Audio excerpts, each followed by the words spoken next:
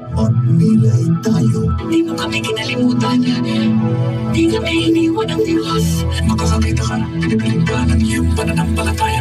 Ay malaking mga bagay na Diyos lamang nakakagawa. Ngayong Semana Santa, 6 a.m. Saksihan natin ang kanyang pagbabago. Anong nais mo sabi ni Jesus na taga Nazaret? Upang maging isang alagad ni Kristo. Di mo kami kinalimutan.